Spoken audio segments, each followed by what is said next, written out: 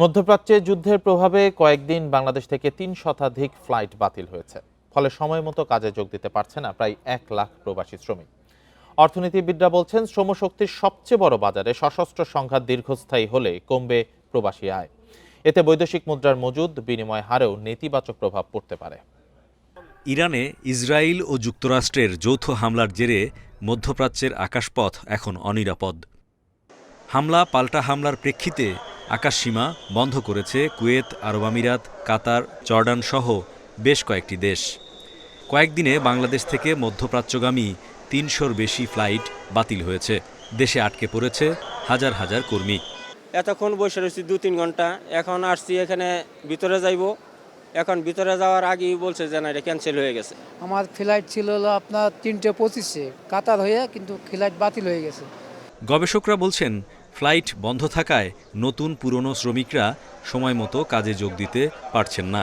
যুদ্ধ দীর্ঘায়িত হলে অর্থনৈতিক মন্দায় মধ্যপ্রাচ্যে কাজ হারানোর ঝুঁকিতেও পড়তে পারেন অনেকে।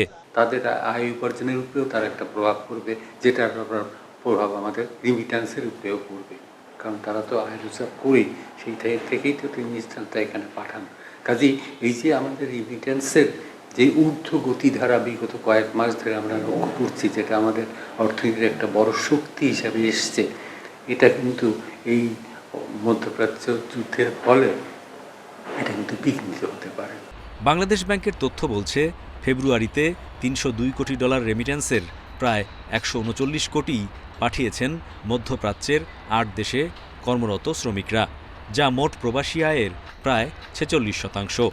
তারা যদি চাকরি হারা হয়ে যান এবং চাকরি হারা হওয়ার পরে দেশে প্রত্যাবর্তন করতে বাধ্য হন, তবে দুইটি নেতিবাচক পরিস্থিতি সৃষ্টি হবে। ১ নম্বর কথা হলো, ওনারা আর রেমিটেন্স পাঠাতে পারছেন না। ২ নম্বর, তারা যখন দেশে ফেরত আসবেন ১০ লাখ, ২০ লাখ, ৫০ লাখ, যে অ্যামাউন্টই হোক, তাদের জন্য রাষ্ট্রকে আবার অন্ন, বস্ত্র, বাসস্থানের যোগান দিতে হবে। চলতি অর্থবছরের প্রথম ৮ মাসে প্রবাসী আয় প্রবৃদ্ধি ২১% বেশি। এই সময়ে মোট আয় ছাড়িয়েছে $২,২৪৫ কোটি, যা বৈদেশিক মুদ্রার মজুদ স্থিতিশীল রেখেছে বলে মত পর্যবেক্ষকদের। Hari Saha, independent news, Dhaka.